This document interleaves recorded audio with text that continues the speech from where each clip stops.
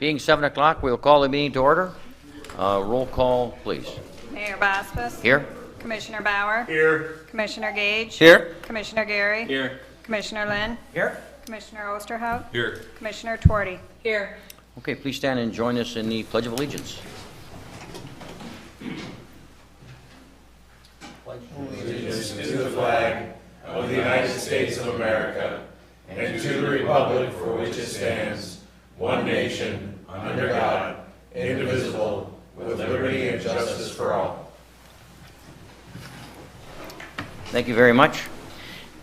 Notice to my left, Steve Canello is under the weather, and I think it's the first time that Bill or I can recall him not being here in the years that we've served. And we certainly wish him a speedy recovery.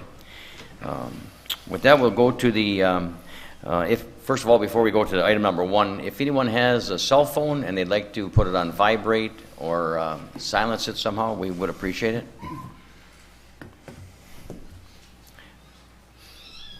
And item number 1, presentation of the 2015 Holiday Decorations Award, and certainly Becky Bottrell is here, and I'm going to assist with that.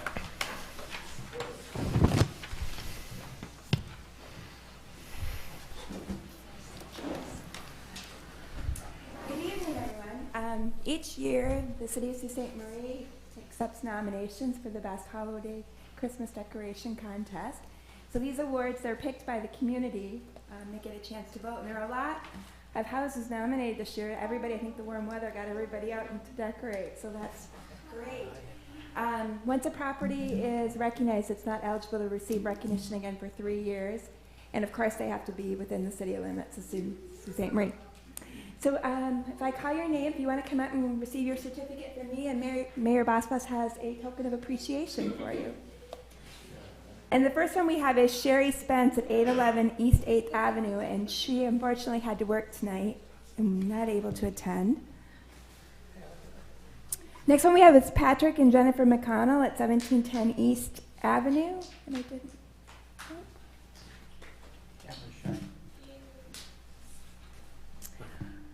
Not gonna have this one either. Dr. John and Anna Ockenfels at 1100 Davitt Street.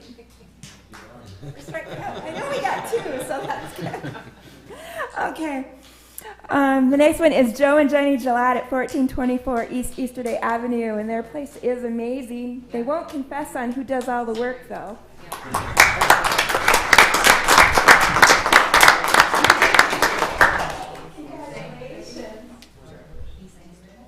Appreciate it.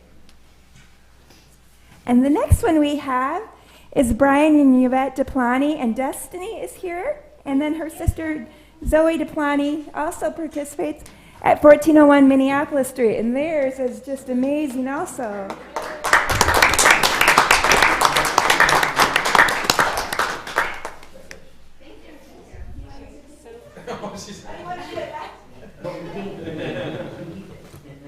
Congratulations.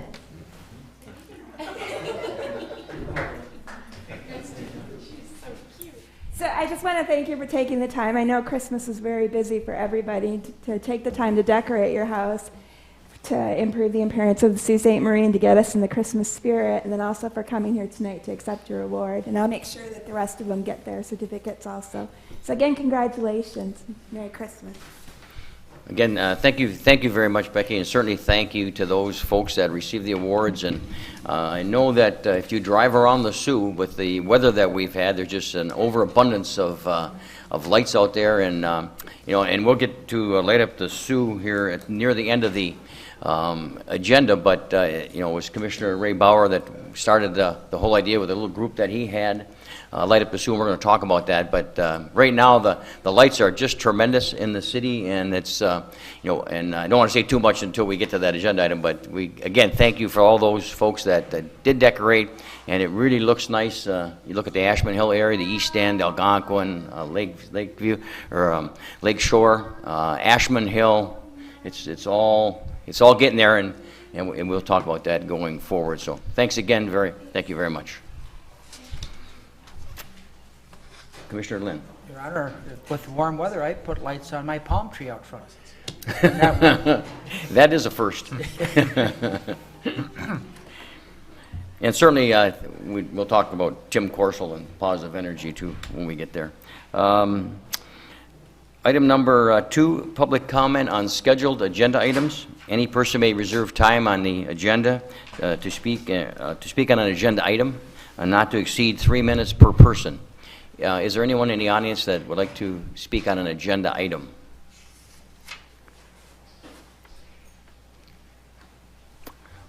Okay, going on to item number 3, the consent agenda. City Clerk, please. Under the consent agenda, A, minute approval. 1, approval of the minutes of the regular City Commission meeting of December 7th, 2015. Recommended action, approve the minutes of the regular City Commission meeting of December 7th, 2015. Item 2, acceptance of the minutes of the following boards and commissions. A, Community Services Board of October 27th and December 9th. B, Economic Development Corporation of November 10th. C, Historical Development Commission of December 8th. D, Historic Structures Management Committee of October 28th and December 9th. E, LDFA of November 23rd. And F, Police Fire Pension Board of November 4th. Recommended action, accept the minutes of the various boards and commissions. Item B, appointments and resignations. 1, resignation from the Community Services Board. Recommended action, accept the resignation of Brent Osterhout from the Community Services Board for a term that is set to expire on July 1, 2018, and send a letter of thanks for his service. Item C, communications. 1, from Community Action Human Resource Authority, MDOT Project Authorization 2012-0162/P11. Recommended action, authorize the city manager and city clerk to execute MDOT Project Authorization 2012-0162/P11 fiscal year 2016, Section 5311 Operating Formula Grants for Rural Area Program. Item 2 under communications is from the Historical Development Commission. Osborne Trust funding request for DDA Commercial Historic District. Recommended action, approve the appropriation of up to $1,500 of Osborne Trust funds for the DDA for a commercial historical district. Item 3 from the Historical Development Commission, Osborne Trust funding request for CCHS sewing workshop. Recommended action, approve an appropriation of up to $1,500 for Osborne Trust funds to the CCHS for sewing workshop. And item 4 under communications is from the Historic Structures Management Committee. Proposed summer user fees for 2016-2017. Recommended action is to approve the summer user fees for 2016-2017. Okay, thank you. And just a note on B1, the resignation of Brent Osterhout. Is we all know that Commissioner Osterhout, as he is known to us now, has been elected to the commission and can't serve on the Community Services Board as a voting member. So he has to resign that position, and we certainly thank him verbally for his years of service. And it's great when citizens participate on boards and commissions, and we certainly encourage anyone who is interested in any of those kind of committees to contact the city clerk's office or come in and it's a one-page, usually one-page application, and we certainly encourage those folks that would like to do so. So. With that, is there a commissioner that would like something further explained on the consent agenda? Otherwise, Commissioner Bauer. So move the commission pass the consent agenda. Support. It's been moved, supported. Are there any questions? Roll call, please. Mayor Bosphus, Yes. Commissioner Bauer, Yes. Commissioner Gage, Yes. Commissioner Gary, Yes. Commissioner Lynn, Yes. Commissioner Osterhout, Yes. Commissioner Twardy. Yes. Motion carried. Thank you. Item 4, special orders of business. A, public hearing of necessity, sidewalk replacement on Sheridan Ridge and Fort Streets, SW-05-15. A is public comments, and B is action on the resolution ordering public improvements. Okay, thank you. City Manager Turner. Thank you, Mayor. At the December 7th, 2015 regular meeting of the City Commission scheduled a public hearing of necessity for sidewalk replacements on Sheridan, Ridge, and Fort Streets, included in Special Assessment Roll SW-05-15 to occur during this meeting. After this action, a notice was published in the Sioux Evening News, and individual notices were mailed to each of the affected property owners announcing the date of the public hearing of necessity as this date. Since a construction contract had previously been awarded to Darling Concrete, the actual cost of construction for this proposed work was included on the notices provided to the property owners. As Darling Concrete has confirmed it will complete additional sidewalk work for the same square footage price as was contained within the contract for Easterday and Seymour improvements. The special assessment cost will be $2.97 per square foot of sidewalk on the front streets and $1.93 per square foot on the side streets. These figures represent approximately 50% of the total cost of construction, with the city paying the other 50% in accordance with the city's sidewalk ordinance. Should the City Commission continue with the special assessment process, the engineering department will prepare and send by first-class mail a notification to all affected property owners. Property owners will also be advised of the time and place for the public roll hearing to be held by the City Commission on the project.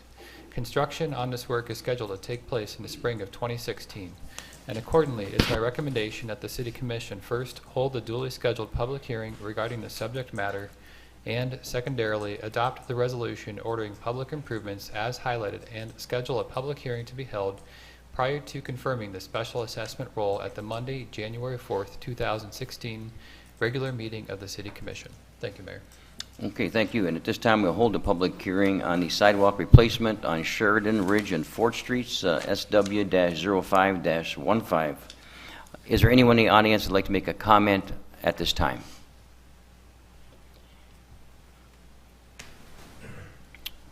Okay, hearing none, we'll close the public comment. City Commission.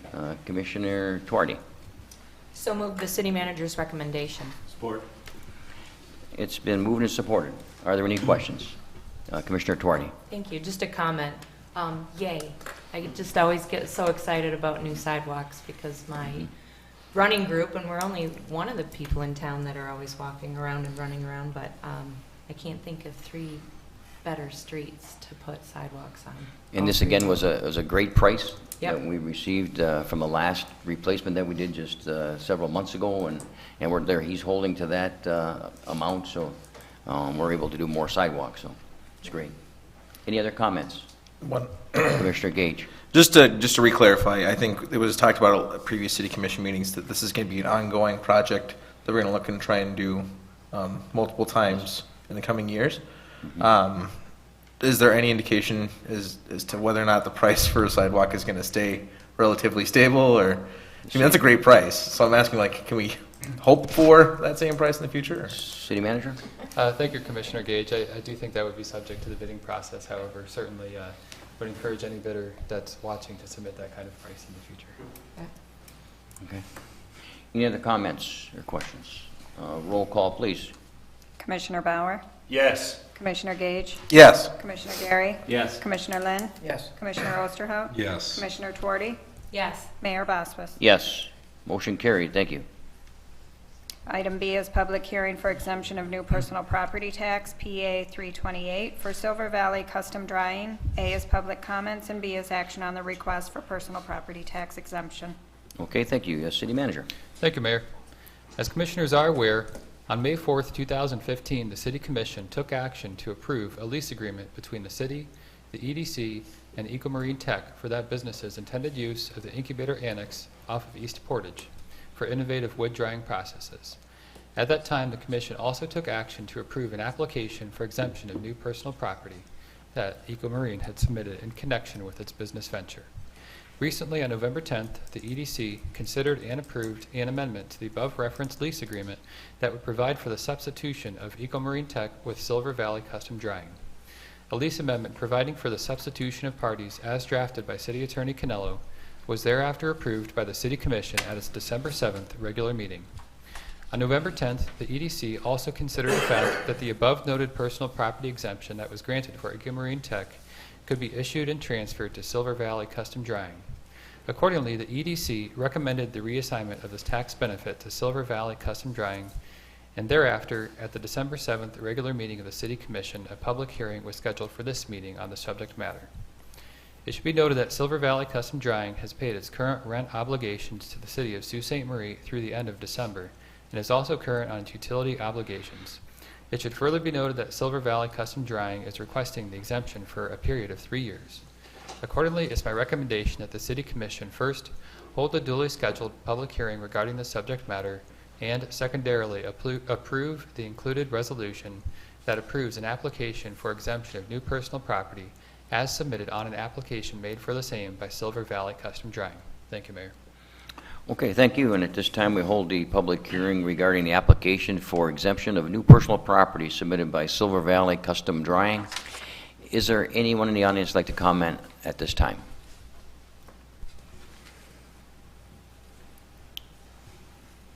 Okay, hearing none, we'll close the public hearing. City Commission. Commissioner Lynn. So move the city manager's recommendation. Support. It's been moved and supported. Are there any questions?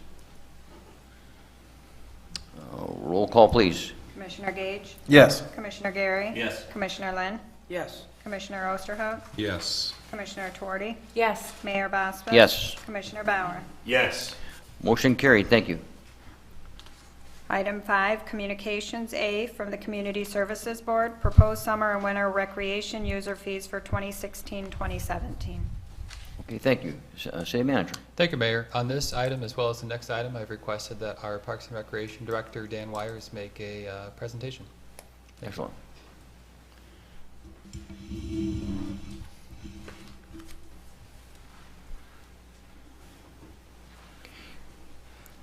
Evening, Mr. Wires. Daniel?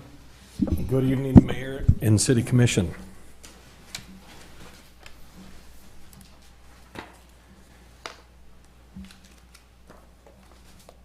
As most of the commissioners know, the Parks and Recreation Department does bring this issue up to the Community Services Board in the fall, and a lot of it's because of the fact that our fees start in the summer, so it doesn't quite follow the fiscal year so much as it does more of the season or the year, so to speak. So what this was practice that we've been doing, I want to say, for the last 4 or 5 years, bringing this before you during this time versus in the regular budgeting process. The Community Services Board did weigh in on these items, and as you may recall, last year for the winter fees, I'll start out with the winter fees. There were some slight increases for the Sucio Recreation Area that are now going into effect this year.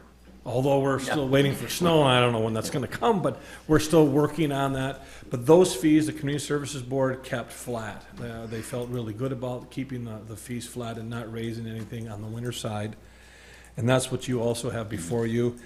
The summer fees, the Ani Osborne Campground has been one of those items where the fees have not been raised since 2011. And back in 2007, when we initiated the new and built the new comfort station down there, our surcharge took an extra $1 on at that point, and in 2011, the same.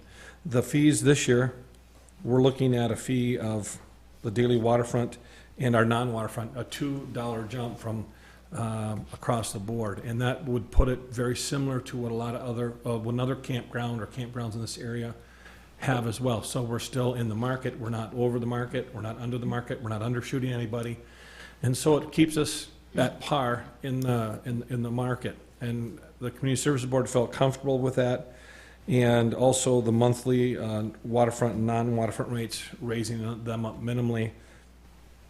And a new charge this year, the surcharge for future electrical upgrades.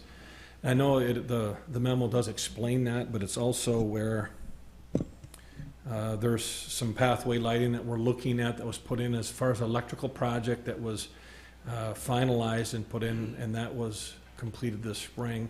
There are some old aged coach lights that some of them in the western part, I don't believe we even have those anymore.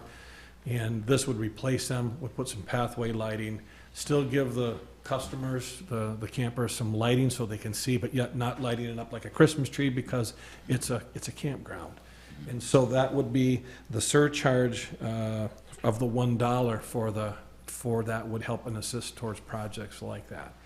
And I think that's a prudent thing to do, and certainly that was their main push, and I believe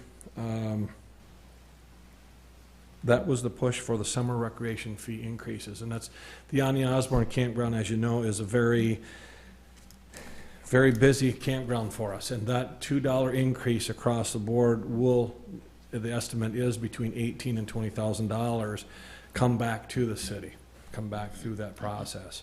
And we haven't had an increase since 2011. I think it's a good thing to do, and certainly we have what a lot of other communities do not have. We have waterfront, and we have camping, prom camping on our waterfront.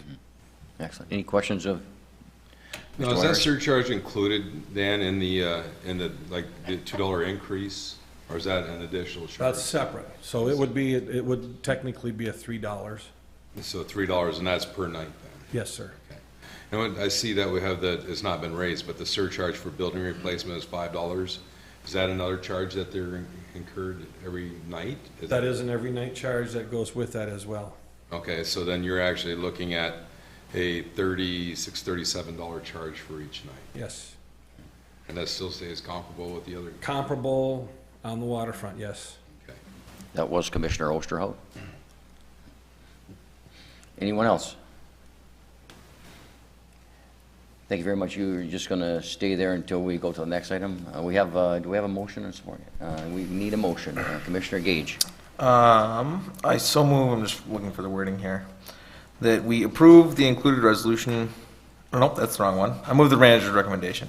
This is the wrong place in my packet. Okay. So, any questions? Roll call, please. Commissioner Gary, Yes. Commissioner Lynn, Yes. Commissioner Osterhout, Yes. Commissioner Torty, Yes. Mayor Bosmas, Yes. Commissioner Bauer, Yes. Commissioner Gage. Yes. Motion carried. Thank you. And item B.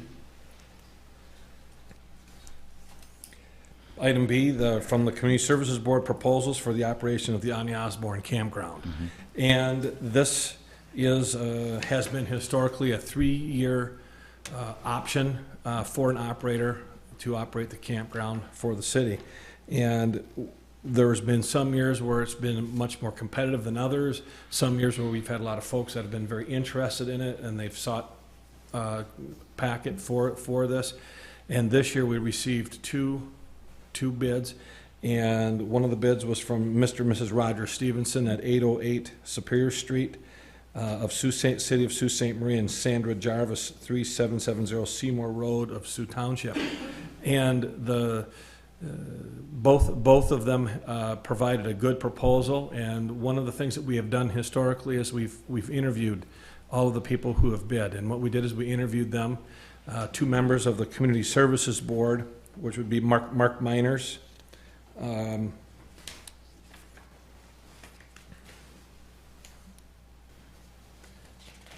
I'll find it here, and Rachel Williamson, as well as the city manager and myself, interviewed them and went through a lot of the same questions that we've gone over in the past. And I think in the past, the city clerk has sat on this, city manager has, and we asked from their finances to the operation to clean, how do they handle a complaint, to make it a detailed interview. That process has worked out very well for us, and as you can see in the recommendation was a unanimous from the interview committee, as well as the Community Services Board approved that. And with the items that the Stevensons bring is literally their past experience. Mr. Stevenson has worked the campground, as well as he's worked it with his father, and has credentials that go beyond even the city with some other campgrounds. He and his wife have done a wonderful job, and we've had increases every year.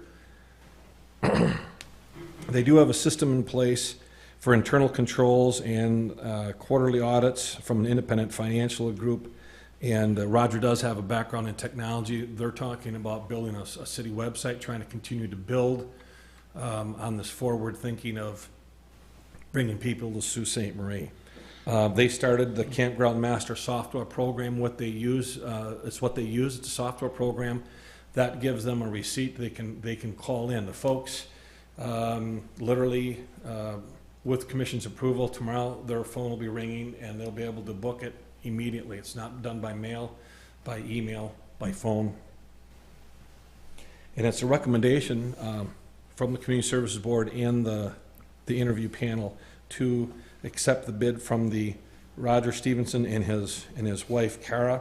And you have the $17,000 annual fee, which our minimum bid is $12,000, so they're $5,000 over the minimum bid, as well as 55% commission payment to the city for the first 8,000 campers, and 57% commission payment to the city for camper nights beyond the first 8,000. And our minimum bid is 55%, so you can see where they have done more than what we're actually even asking. Any questions of Mr. Wires? Thank you very much. City Manager, anything in addition? Sure. The one point that I would add is that I've had the opportunity to work with the Stevensons and have been very impressed by their customer service skills. And as a service organization, certainly that went into my personal calculus and this recommendation as well. So as we work to build up the campground and maximize our assets, certainly see them as part of that future. Thank you, Mayor. Okay, thank you. Commissioner Twardy, did you have something you wanted to? I wanted to make the motion. Okay. Okay. Okay. Thank you. I move that the City Commission approve the awarding of this bid to Roger and Kara Stevenson of 808 Superior Street, Sault Ste. Marie, Michigan, under the terms of the associated request for proposal to become effective January 1, 2016, in order to comply with the reservation system policy established by the city for this operation. Support. It's been moved, supported. Any comments? Just a comment I would have, and I like the way the city proceeds on getting the manager for the campground. It seems that, you know, everyone knows the numbers because it's public knowledge, and it comes before us, so we have to look at something in addition to that, because to outbid the numbers is not truly what we really want, because it's a business, as many of you know in the room here that deal with business. It's about customer service, about making it stronger each year, and the Stevensons and the Kalias before them continue to do that for the city, and I think the way we handle this going forward is important, because as these come up, it's very hard work. It can be very lucrative work for the individual, but it can be very time consuming, and it's a labor of love, and it seems like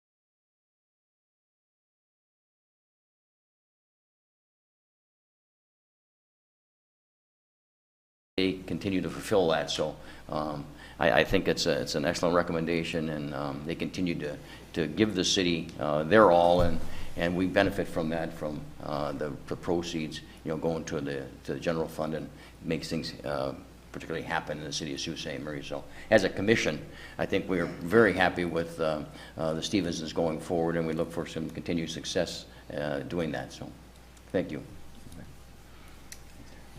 We have a motion and support. Roll call, please. Commissioner Lynn?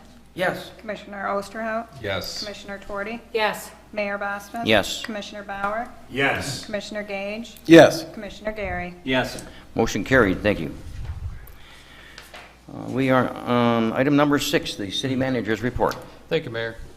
Item A under the City Manager's report would provide for the approval of a grant agreement with the Department of Natural Resources Urban and Community Forest Grant Program. As the City Commission is aware, the City of Sault Ste. Marie applied for a Michigan Department of Natural Resources Urban and Community Forestry Program grant in September for education and training. The main focus of the project is to safeguard trees within the community through training of city employees and the community at large via individual trainings and dissemination of written materials on topics such as species identification, pruning techniques, proper planting methods, and methodology to interrupt disease and infestation in otherwise healthy trees. On November 30th, the city was notified that its grant application had been chosen for $3,000 in funding. The grant period ends September 15th, 2016, and requires a 50% match, primarily consisting of staff and volunteer hours.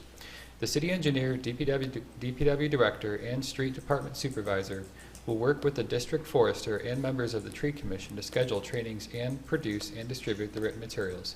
Certainly would like to thank all those individuals in the tree commission for their involvement in this grant, and it's my recommendation that the city commission authorize the city manager to execute the Urban and Community Forestry Grant Program grant agreement with the Michigan Department of Natural Resources and set the project budget at $3,000 for revenue and expenses excluding the cost of volunteer and staff time. Thank you, Mayor. Okay, thank you. Commissioner Gary. I would so move that recommendation. Support. It's been moved, supported. Are there any questions? Commissioner Osterhout. Oliver, with this grant that we're doing, just exactly what is the city aiming to do as far as, are they going around? I know that right now the Cloverland will foresee as far as trimming trees around the electrical lines and everything else. Is this what we're intending to do to get into, what trees are we taking care of, I guess, is what I'm asking. So. Thank you, Commissioner Osterhout. Actually, I will call on our city engineer, Linda Basista, who has the most details on how that work would fit in with this grant program. Evening, Linda. Yeah, Commissioners. Yeah, the grant will be used to train not only DPW workers in the proper pruning techniques and so forth, because sometimes we have trimming needs as far as trimming for site visibility on the streets, to trim for signs, but to learn the proper pruning techniques. And then my staff will receive training also because we get the complaints from residents on trees, dying trees or diseased trees. And currently, or previously, we were relying heavily, very heavily, and we do now, the tree commission to go out and look at those trees to tell us whether or not they do have a disease that they're not going to recover from, or are they just stressed and whatnot. So by the ordinance, we're required to evaluate a tree when someone requests a city tree be removed. So we don't automatically just remove it because they ask for it. So we need the education training in identifying what issues the trees have in order to make a good decision before it has to go to the tree commission even. Okay. Thank you. Okay. Any other questions? We have a motion and support. Roll call, please. Commissioner Osterhout? Yes. Commissioner Torty? Yes. Mayor Bosma? Yes. Commissioner Bauer? Yes. Commissioner Gage? Yes. Commissioner Gary? Yes. Commissioner Lynn? Yes. Motion carried. Thank you. Item B under the city manager's report would provide for the approval of a revision to the contract that was approved for C2AE's engineering services related to the stormwater and wastewater asset management program. As Commissioners are aware, the contract for services to be received from C2AE for the SAW grant work was approved at the December 7th regular meeting of the City Commission in an amount of $230,000. The amount provided in that agenda item report was incorrectly stated as the total contract amount, as the $230,000 figure only represents the Stormwater Asset Management Plan related expenses. The amount for the wastewater asset management plan related services is $398,000 for a total services contract amounting to $628, all of which was incorporated within the approved budget for this project. Accordingly, it's my recommendation that the City Commission approve the additional amount of $398,000 for the contract with C2AE for engineering services related to the SAW program for a total contract amount of $628,000. Thank you, Mayor. Okay, thank you. Commissioner Lynn? Your Honor, if we didn't okay that, then we'd be against the law, right? We have to do that? Well, we have a grant for most of that. Grant to pay for, all right, good enough, because that's a pretty good sized difference. Yes. So move the same manager's recommendation. Support. It's been moved and supported. Question, Commissioner Bauer? Now, if memory serves me correctly, maybe it doesn't, we had representatives from C2AE on hand at the time that we passed that, right? Didn't they notice at that time that I mean, I can understand why we would do it. You know what I mean? But They knew it. I mean, they knew but it why also, didn't they but- say anything? at well, it the wasn't time? the agenda item. They just thought, as I understood it, they would just come back and get the correct amount because it was only one portion of it. Are we? I'll go to you. I do believe that the city engineer recognized it and informed C2AE following the approval in the meeting. Okay. Commissioner Osterhout? Well, it was already, the $628,000 was already in the budget. It was just a mistake made. It was that because the 230 was just the portion of that, from what I understand. And so the whole 628,000. So it was just a $398,000 was the 230 was not the bottom line. The total of 628,000 was the bottom line. Exactly. So it was already in the budget, therefore. So it was just a typo, basically. So. City Manager, any comments? That's correct, Commissioner Osterhouse. Thank you. Commissioner Gage? I mean, can we use the first price and still get Yeah. this? If you don't get anything unless you ask for it, right? So. Exactly. Any other comments? Roll call, please. Commissioner Torty, Yes. Mayor Vasquez. Yes. Commissioner Bauer, Yes. Commissioner Gage, Yes. Commissioner Gary, Yes. Commissioner Lynn, Yes. Commissioner Osterhout. Yes. Motion carried. Thank you. Item C under the city manager's report would provide for the approval of a revised Puller Community Building budget for the Fred R. Maniboucher Room Improvement Project. On this matter, I would again call on our Assistant DPW and Parks and Recreation Director, Dan Wires. Thank you, Dan. Okay.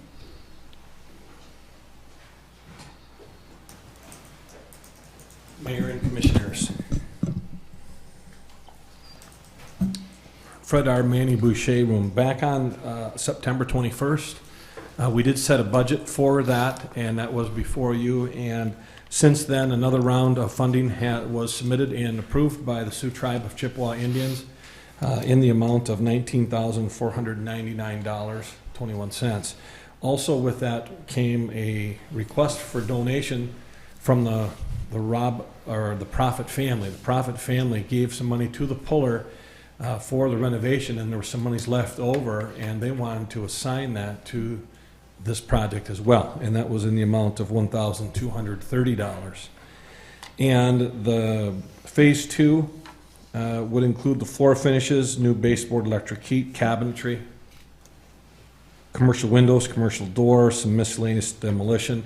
Obviously, it's an old building, some demolition as well, or some contingency as well, and the funding is in place. One of the things that we are doing is there's a request has gone to the state of Michigan for a variance for the accessibility because of the being on the second floor, and that is in the process and being worked with UP engineers and architects as well.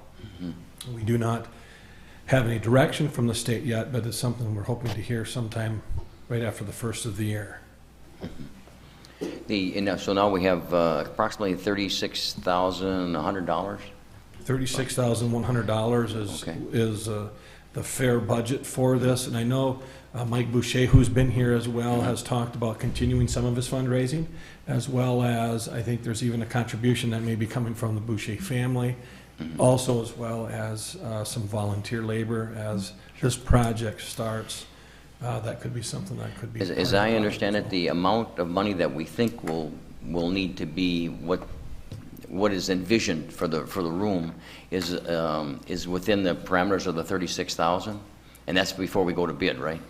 Well, so there could be some volunteer help and some. Right. The cost estimates are based on fair market value, and those came from UP engineers and architects. So we're certainly following that, but at the same time, depending on what's allowable and what's not allowable from the state of Michigan, sure. With the variance, may depend on what variable and direction it may go. But at that point, when this goes out to bid, some of it may be done local. I mean, some of the labor may be volunteered. Okay. But anything, it will follow our purchasing policy for the city. Mm-hmm. Okay, this is a room that will continue to be used for the general public during events, or they could possibly rent the facility if they would like to, whoever it might be. And I understand there's going to be a viewing window possibly? Well, part of the project is some viewing windows would necessarily basically open that room up to the arena so that you could at least view into the arena. Yes. And that is part of the could project be very nice. as well. Yeah. If the accessibility issue can be worked out, it's potential there could be accessible through from the bleachers into the room. So that's still something that's being worked on. Great. Commissioner Gage. I was just going to ask if we had a plan B for if we don't get the variance from the state for ADA compliance. Like, do you have a rough guesstimate as to how much that would cost? At this point, Commissioner, I do not, but I do know that the Boucher family have been meeting directly with UP engineers, and I would suspect as this starts to come out, whether we can or we cannot do certain things, we've had Steve Aiken and our building official involved as well. So once we get that settled, then we can figure out, okay, if we can't do this, so our plan B may be a default fallback, but certainly there's going to be lots of improvements to the room. Remembering that the building is ADA compliant with the additions and the remodeling that occurred last year, and it's a use of the facility, and we certainly have a reasonable accommodation when you look at the amount of rooms that are available in this building for anyone that would want to use them. So. It just sounds reasonable that we should be able to get a variance for the individual room. To be clear, I'm not anti-ADA compliance. I'm just saying that, I'd hate to see it. It's hopeful that we would be able to get that. And it's very positive, very positive from UP engineers. So we just don't have anything official yet, but certainly it's something that we'll be able to look as we get that information. The last was they're looking for more detail, which we're providing to the state for that. Question, Commissioner Tuardi? More just a comment. I just watching this project unfold and move forward, and there were so many hidden treasures up in the Manny Boucher room, and I am excited to see if we can complete this part of the project too. But I love seeing all of those treasures, not all of them, some of the treasures that have been moved downstairs. One of my favorite things, having a son who plays travel hockey, is I get to go visit a lot of these old ice arenas all around Ontario and Michigan, and being able to see the history in their hockey facilities. And now we get to see that in our hockey facility too. And it's really exciting to see, because I don't think that people realize how much history there is there and how many people have come through there. And it's just really fun to see. Well, Commissioner, a lot of the folks, they'll come in, coaches from the Detroit area, Grand Rapids area, that they come up during Cabin Fever tournament, and they say, I remember playing in this building when I was a little kid, and now they're a coach and they're coming back. And they all comment on how good the ice is, on how the building is kept up. So it is something we're getting a lot of folks that come back that coach the coach of Port Huron. A lot of the folks do come back and mention that. And it's funny you mentioned some of the artifacts and some of the things. We got a picture that was donated from Bob Brown, our own city employee, and Bob gave us a picture of him and John Ferroni. And it also has, I believe, 7 hockey players, Jeff Blashill, they all went to college, and the Red Wings coach Jeff Blashill is on that. So we're getting a lot of people that are looking to donate, put that out in front of the people so they get to see that. They get to see things that have been in the room for years. Okay, and we need a motion. I'll make a motion. Commissioner Osterhout. I'll make a motion that we approve the revised budget for the Manny Bouchard room. Support. It's been moved, supported. Are there any additional questions? Roll call, please. Mayor Bosbus? Yes. Commissioner Bauer? Yes. Commissioner Gage? Yes. Commissioner Gary? Yes. Commissioner Lynn? Yes. Commissioner Osterhout? Yes. Commissioner Torty? Yes. Motion carried. Thank you. Item D, under the city manager's report, would provide for the approval of resolutions for distributions for the Department of Public Works Unit Public Employee Health Care Plan, also referred to as PEHP.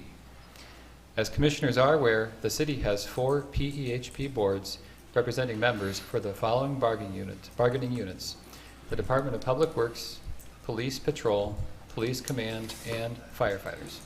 Since PEHP plans were established for these units between 1999 and 2002, the funds within have grown to a total value as of November 30th of $2,897,085.11. The PEHP boards and respective units have been in discussions regarding distributions to retirees from the various funds. Initial plan documents called for an actuarial valuation to be done to determine the amount of the distributions based on who would be eligible to receive benefits and how they would be paid out. The Department of Public Works PEHP board completed this task and accepted its actuarial valuation that was prepared by Gabriel Roeder Smith and Company on April 27, 2015. On page 5 of that included report, the amount of $404 times each year of service is what was calculated to be paid annually to eligible retirees covered by this fund. The amount paid to individuals is computed based on the number of years they served under the plan to a maximum of 25 years with a maximum annual benefit of $10,100. Through December 31st, 2014, the maximum number of years served under the plan by a retired DPW member was 12.5 years, with an annual stipend associated with that service of $5,053.87. The amount that is paid out to future retirees will grow, as most of them will likely serve 25 years of service. The amount paid to the retirees is to be adjusted with future actuarial valuations to keep the plan 100% funded. The Department of Public Works PEHP board has selected MERS, the Michigan Employer Retirement System, to maintain individual retiree health savings accounts, which would be established for each retiree to then receive annual distributions from the city fund and distribute amounts to reimburse eligible health care expenses. Ken Sachs with Miller, Canfield, Paddock, and Stone, along with City Attorney Canello, have reviewed the PEHP plan documents and the MERS Healthcare Savings Program and have issued a formal opinion that this method of distribution is in compliance with IRS regulations. Attorney Sachs has prepared a resolution to be adopted by the City Commission modifying the terms of the resolution that was previously passed by the City. In order to establish the retiree health savings accounts, MERS will need the City to authorize the establishment of the program by 1.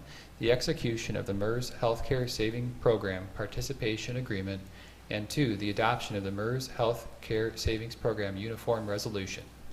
These documents have been favorably reviewed by Attorney Sachs and City Attorney Canello.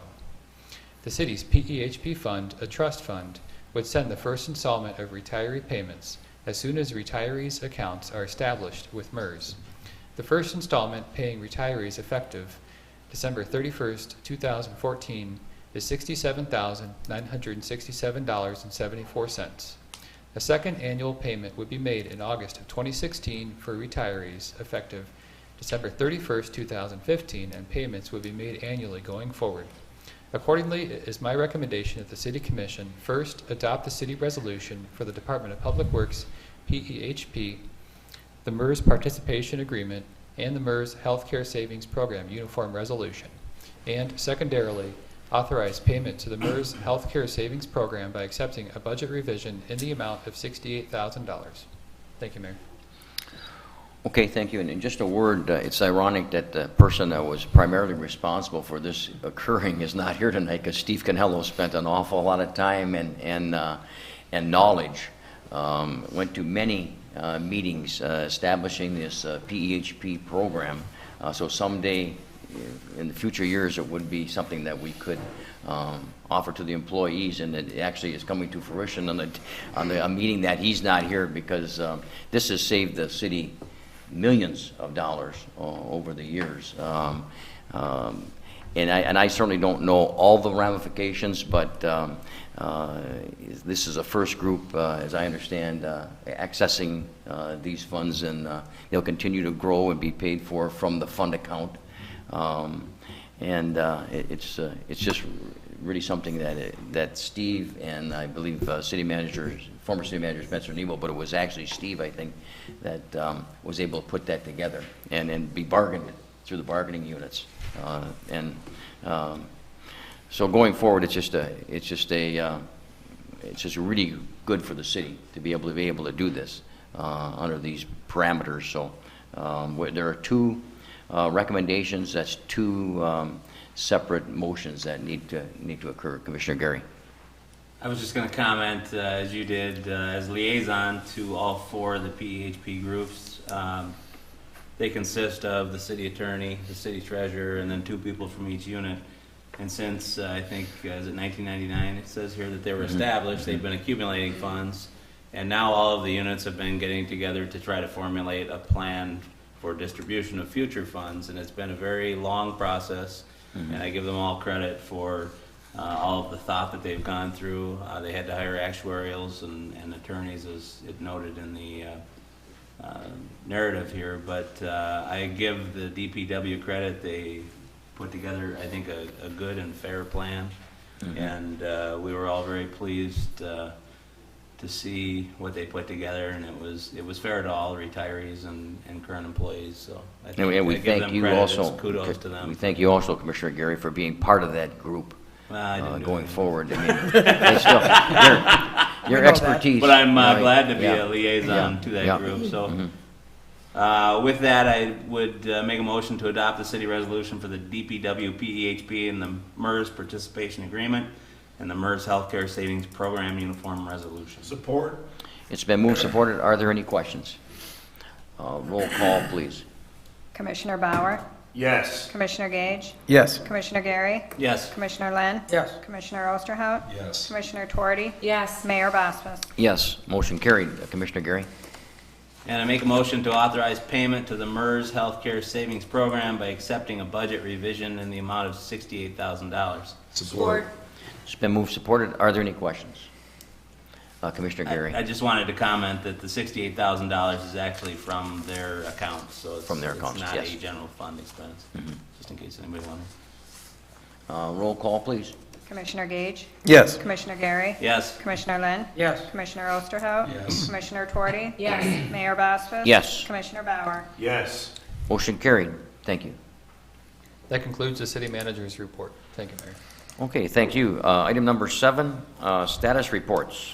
Item 8 under status reports is 2015 activities of the Community Improvement Committee, formerly known as the Blight Committee. Over the course of the 2015 calendar year, significant progress has been made by and considerable changes have occurred to the city's Blight Committee. First and foremost, the committee as a whole and staff at the administrative level have held extended discussions and concurred that the ultimate aim of this working group should be to partner with our citizens toward community improvement.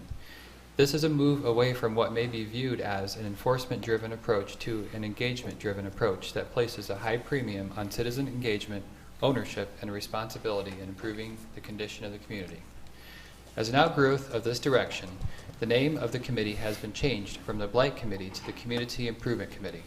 And there are pictures on the screen of structures that have been improved through the hard efforts of the committee and our Ordinance Enforcement Officer, Robert Brown, who is here tonight. As another outgrowth of this direction, Ordinance Enforcement Officer Brown has made an effort to informally reach out to property owners to discuss their concerns as opposed to their first point of contact being a letter that arrives by the mail on significant issues. This has helped to enhance the effectiveness of the committee and improve relations with the community. In some instances where significant blight conditions exist, owners are given an opportunity to submit an action plan subject to city review that aims to have issues be reasonably addressed. In total, 16 key priority blighted structures have been addressed during the 2015 calendar year. During 2015, Ordinance Enforcement Officer Brown has also responded to 754 total concerns, including 59 dilapidated structures, 114 junk vehicles, and 218 garbage or junk and debris matters. At the same time that this direction reflects the recognition that a community-driven approach is the best opportunity to create sustainable neighborhoods and business districts, the committee is looking forward to 2016. In support and furtherance of this direction, the DDA will be partnering with local downtown businesses to offer discounts on paint for property improvements. As well, the committee will be entering 2016 with a key list of properties for improvement, with the thought line that the tools of the Community Improvement Committee, when applied reasonably and consistently, can enhance the economic interest of the entire city. Of course, Ordinance Enforcement Officer Brown should be commended for his efforts, as should the members of the Community Improvement Committee. The working group looks forward to making progress during 2016. Thank you, Mayor. That's really a tremendous report and a tremendous committee. The Blight Committee, as they were originally known as, going to the Community Improvement Committee, certainly deserves the thanks of this community in general. When you look at just some of the background, I see out of the 172 blighted structures over the years that it's been involved with, current status, 106 have been repaired or raised, 45 are currently open and working on repairs, and then 21 haven't had a priority vote on yet. So that really the build toward, it was kind of a haphazard situation for many years before the committee took over and was formed, and the committee by a structure have worked on particular properties, and it just has made a big difference in the community, and we certainly as a commission thank those members, and certainly Robert Brown for his diligence in going forward. And someday we may not have to have that committee, but it looks like it's really doing a service to the citizens of the community, and we thank you. Commissioner Oster. Yeah, I just want to add to that, Mayor, that in speaking with Officer Brown, he has done a very good job at going around and working with people and everything else. And he does deserve to be commended because he does some very hard work, and plus he manages the carbide dock as well, and he oversees that too. So he has his plate full, and I do commend him for all of his work that he does. Commissioner Bauer. See, those weren't 172 blighted properties. Those were 172 properties in need of possible improvement. Mm-hmm. Exactly. But Close. I mean, no. yeah, I mean, if you got on that. Actually, what I want to say though is that I applaud whoever was behind the idea of repositioning that from the Blight Committee to the Community Improvement Committee. I think it's a little bit, less confrontational, a little softer for the people who are being, for lack of a better term, targeted. Because, I think that a person's natural stance is, like this, when they're being approached by someone called the Blight Committee about their own property. So, I mean, I don't know who was behind it, but it was a good idea. Mm-hmm. And overall, is that you, Kathy? Yeah. Well, way to go. Commissioner Torney, it works. That's the main thing. The structure works when you have that kind of an impact. And we all that have been here over the years know the properties, and seeing those improving over the years, and you have a handle sort of on going forward on the process, and that really helps. And hopefully it'll become infectious. Yeah. Commissioner Torney. Thank you. That's what I was going to say. And thank you to Robert for all of his hard work. I know he spends a lot of hours, sometimes even dates, going through properties. That's a fun time for he and his wife. But I just wanted to comment that this summer we painted our house, as all of you guys know. Thank you. We knew that the time was coming, and I did not want to be on the blight list, which is now the community improvement. But my son, who's 14, had said to me, as soon as we painted our house, he said to me, have you noticed in the community this year that it's been really active in cleaning up their properties? And he just kind of noticed looking around that there was a lot of more care that was taken care of, and I do think that it is infectious.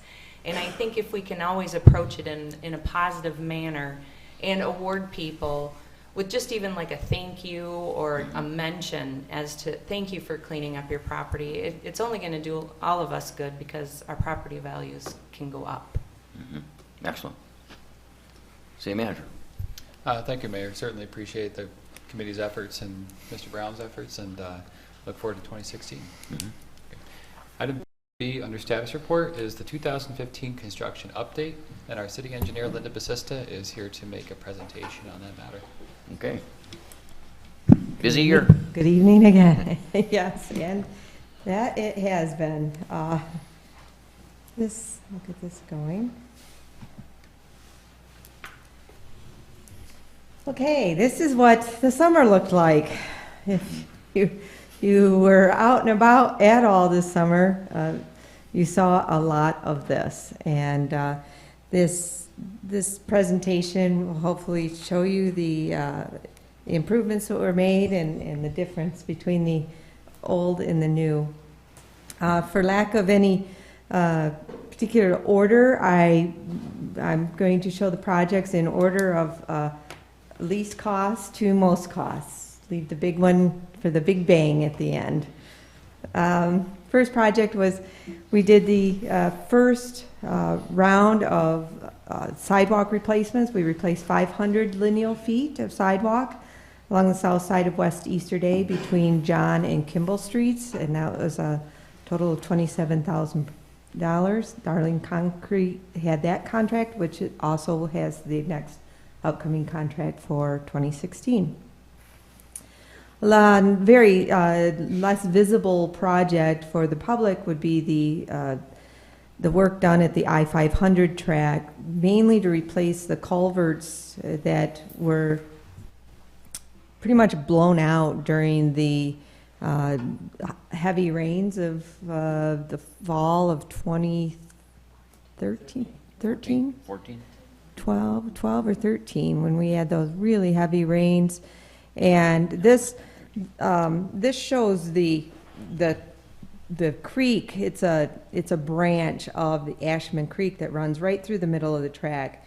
And there's culverts at the tracks. There were 2 culverts along inside the track, and then a 4th culvert on the, what they call it, I don't know, they call that downbound track, or I don't know, turn 3, something like that.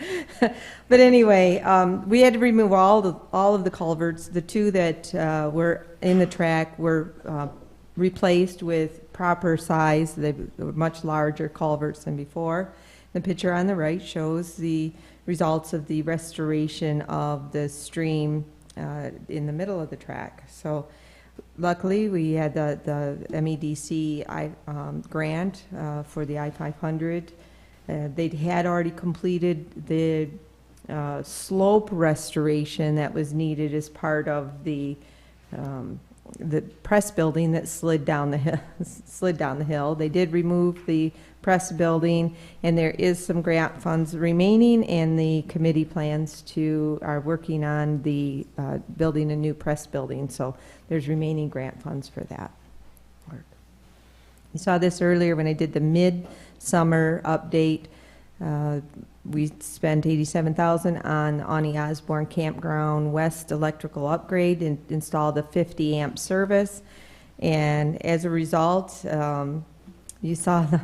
I saw a lot of the really big motorhomes there this summer. Maybe they've always been there. They just didn't have adequate power to run everything they have. Some of them even have washers and dryers and all that in their motorhomes. So that was a nice and long-awaited addition.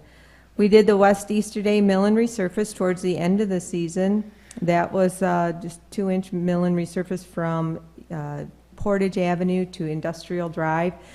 Total cost of that project was $316,000, and that was paid for mostly by the Michigan Economic Development Transportation Funds as a result of AMI expanding their businesses.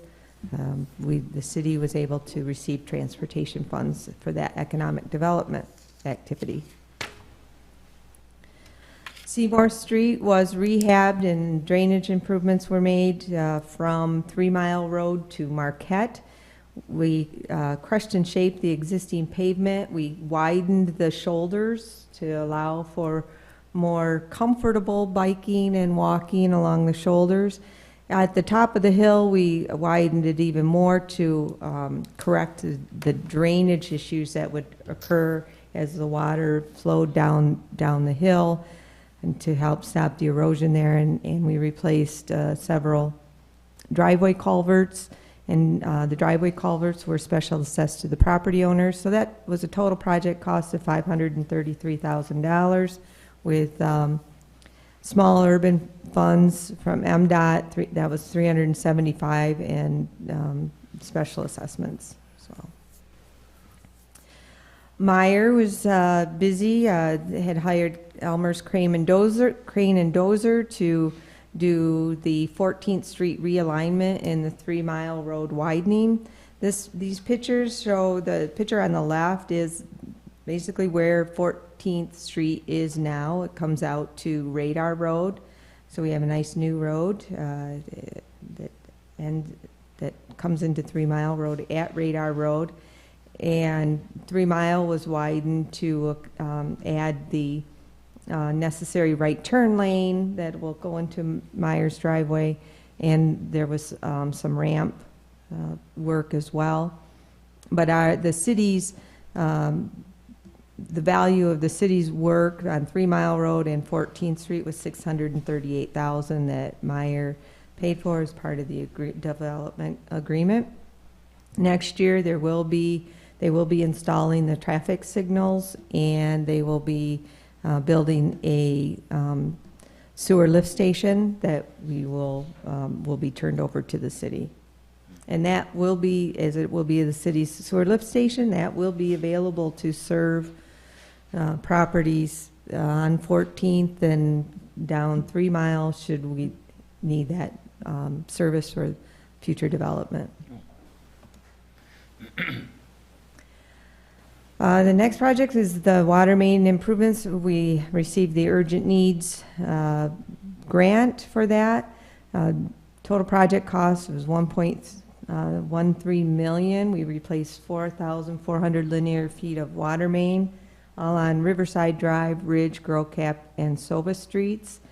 As a result of the deep freeze of 2013-2014, the pictures on the two pictures to the left show how well. The far picture to the left is the temporary water service that was to the fire hall and businesses on the other side across from the fire hall.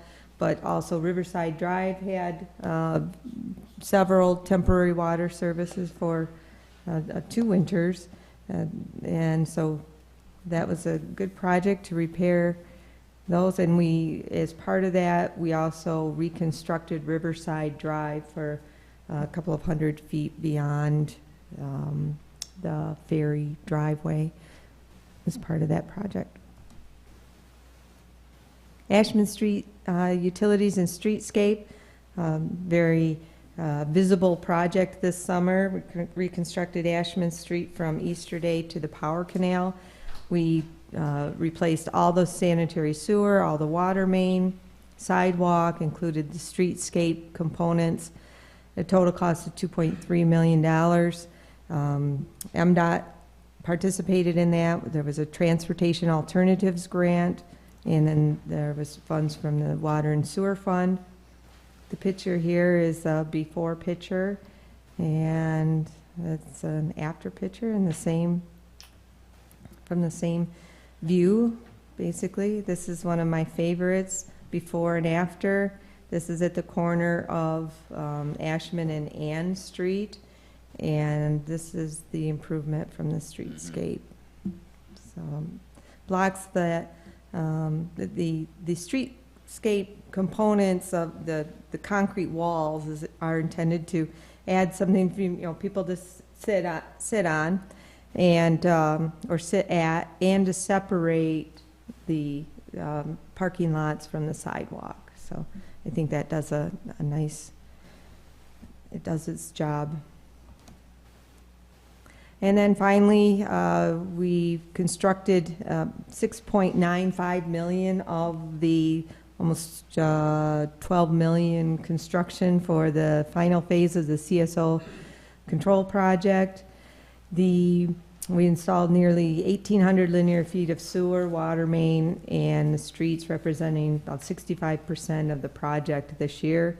And those are the streets that were completed. Maple from Court to Kimball, Brady from Portage to Maple, Kimball from Maple to Spruce, Spruce from Ashman all the way to the Power Canal, Cedar from Kimball to the Power Canal, St. Mary, or St. James, all of St. James Street, the entire 200 feet, and then Dawson from Ashman to Bingham. So that was a very successful year. We got everything done. The only thing that did not get completed within these particular streets that was planned but not completed was to put the sod in along, mainly along Spruce and Kimball. So there is temporary seeding there. Should we have a really mild winter, it'll probably start growing, and then in the spring and summer, the contractor will come in and install the sod for that. And this is generally what the streets look like when they're all done. New curb, pavement, new curb, new concrete drive approaches, sidewalk, and really makes everything look nice. So that was the long, busy summer, summarized in 5 minutes or less. No question, it was a very busy summer, a lot of construction. And you'll come back in the upcoming meeting in the first part of the year, talk about construction going forward. Yeah, I'll talk about next year's construction. Great. City Manager, Commissioner Gage has a comment. Does it ever end? I mean, you know, like, just saying. It never ends. Yeah, I know, I'm learning that quickly, but. If it does, I don't have a job. Yeah, I know. We want to continue to bring grants and money I know. and keep contractors busy. I know it. And keep Linda in a job. Yeah. City Manager. Thank you, Mayor. Certainly appreciate Linda's hard work, the hard work of the engineering department. And major projects like these always are cross-departmental, so certainly there was a lot of input and support from the DPW, Street Department, Finance, and of course the Downtown Development Authority. I know that Justin Epper worked very, very hard with the businesses on Ashman Street, so certainly a team effort, but certainly appreciation to Linda for spearheading the projects. Thank you, Mayor. Great, thank you. Item C under the status reports is pertaining to the Light Up the Sioux.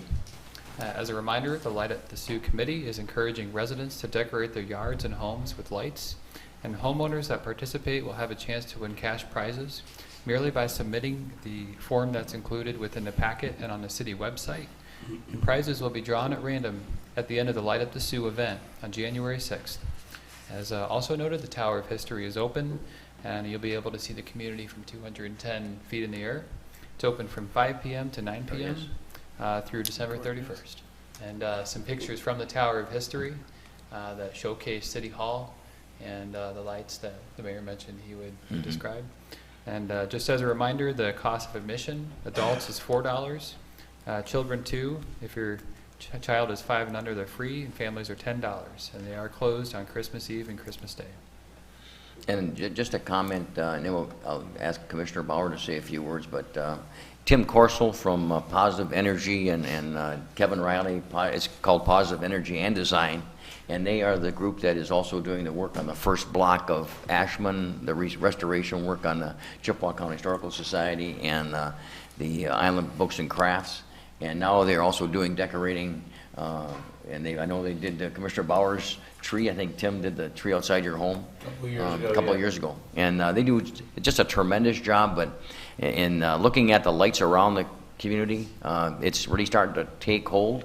And I think Commissioner Bauer, you're the one that talked about getting people to come to the city from surrounding areas, because it all helps business, and certainly Avery Square.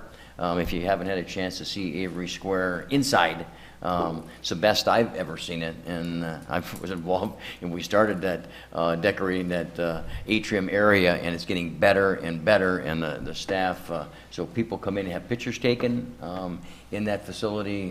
Commissioner Bauer, I know you want to probably say a few words too. Actually, something that made me feel really good. I was at work a few days ago, and there was somebody across the bar from me who was from Trout Lake, and they didn't really know that I was a city commissioner, or that I had anything to do with Light Up the Sioux, or even that there's this thing called Light Up the Sioux. But they knew that you could go up in the Tower of History and see it, and they've seen the lights of the City Hall lawn, etc. And they had some family coming up from Saugatuck. And they were saying how, the kids are going to come up and they're going to take them up in the tower to see the lights and everything. And so, at least for those 4 people, or however many, it has actually, there is somebody coming from below, for the first time that I know of concretely, that want to go up the tower and see the lights. So I think it's only a matter of time, and I think it is going to grow.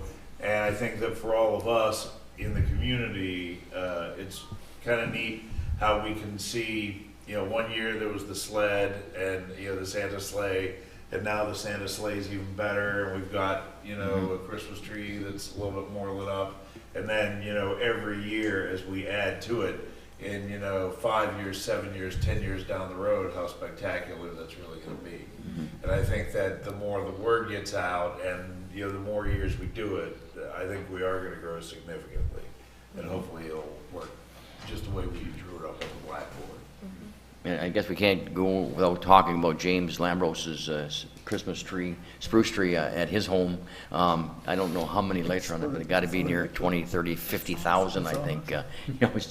It's tremendous. And he continues to do that, and we appreciate that, because people drive by there with their children just so they can see it also, much like the city tree. So continue the good work. Commissioner Gage, and then specifically with Mr. Lambros's tree, I can clearly visibly see it as I'm crossing back to the U.S. from Canada, and it always makes me laugh, because it's like, the beacon on the hill. There's James Lambros's house. It's really funny. Great. Commissioner Tory? Thanks. I remember when this was just like a harebrained idea of yours, and I jumped on board with you right away. And it's really taking off, and I loved the idea right in the beginning. Kudos to you for keeping it going. And then I know did Tim Kortzel, did he do the trees at the Puller too? Yes. Because they look Yes, fantastic too. Yes, So, it's all part of that, and it's really it's coming along. great. Anyone else? Thank you, City Manager. Item D, under status reports, is pertaining to City Hall closures, and as an informational item for the community, City Hall will be closed on Thursday, December 24th, and on Friday, December 25th for the Christmas holiday. All payments can be left in the drop box that's located on the north entrance of City Hall, and those payments will be processed on Monday, December 28th. City Hall will also be closed on Thursday, December 31st and January 1st for the New Year's holiday, and all payments can be left in the same drop box, and that will be processed on Monday, January 4th. Thank you, Mayor. Okay, thank you. And then we have an additional item E, right? An additional impromptu status report that Linda Hoth from the Sioux Area Convention and Visitors Bureau encouraged me to mention is that there is a significant event coming at the end of January. There is a press release that she's putting out titled Ice Wars are coming to Sault Ste. Marie, and it's a special celebration of winter in late January. And it's a partnership of Sioux Events, the Sioux Area CVB, the Small Business Development Center, the Downtown Development Authority, and approximately on January 30th, 2 expert ice sculptors from Ice Creations, an Ohio company, will be in the community sculpting ice blocks, and the community will be able to sponsor ice blocks for sculpting. I think the minimum is $250 for a block, and it can be as much as $1,000, but we thought it nice if the commission wanted to kick in and we could sponsor a block of ice. But if you've ever had a chance to go to Frankenmuth during this time, they bring in thousands of people to see this kind of sculpture, and it's really professionally done, and hopefully this will build to something like that. it's, we got to go buy ice, but in an area where we pretty much could just normally go out and just start it by running water. But this is a great event, and we certainly like to thank the Convention and Visitors Bureau, the Downtown Development Authority, and those others. And again, it's going to be on the 30th? Correct, January 30th. And I would believe the sponsorship should be in here sometime. There's no date on that, but I think sometime before that, near the middle of January. Okay. Commissioner Gage. I'd only like to chip in if the sculpture turns out to be one of two things, either the city logo or a bust of Mayor Bospis. Yeah, good luck. Of course, it might be here for 10 more years. But I think we should have our own block of ice and let them go at it. We'll talk about that. Anyone else? That concludes the status report section of the agenda. Thank you, Mayor. Okay, thank you. Item number 8 are matters presented by the public. Is there anyone in the audience who'd like to make a comment at this time? Okay, hearing none, we'll go to item number 9, matters presented by the City Commission. Before we get started, just like on behalf of the City Commission and certainly the City Administration and our staff, wish everyone a very Merry Christmas and a prosperous New Year going forward. We certainly enjoy the camaraderie that we have here in the Commission, and the staff works very diligently to make things happen in this community, and with all the volunteers and the other entities that are involved in making this Sioux what it is. So we're very proud to be part of that, and certainly, again, Merry Christmas and a Happy New Year. Commissioner Torney. Thank you. I just wanted to talk about 2 annual fundraisers, of which I'm helping out with this year. And they're coming up after Christmas, but they will be on New Year's Eve. The first one is the annual fundraiser, the Elks Prime Rib Dinner, and I think that's one of their biggest annual fundraisers that they do. And so for $20, you can get a prime rib dinner. That starts at 6 o'clock, and it goes until 8 p.m., and then after that, the Sioux Eagles are having their annual fundraiser. This allows for Coach Bruno to keep their prices low, which I know that their team has one of the lowest team or league fees for the players, and so they try and raise all the money through this fundraiser. That is also $20. With that, you get 8 drink tickets, appetizers, party favors. Scott Cook's going to be spinning the tunes from 9 to 1 a.m. That starts at 8 p.m. And then there will also be helping you arrange safe rides home. Okay, thank you. Anyone else? Commissioner Lynn. Your Honor, I would so move that we adjourn this meeting for the year. Support. All in favor signify by saying aye. Aye. Opposed, same sign. Thank you very much. We are adjourned.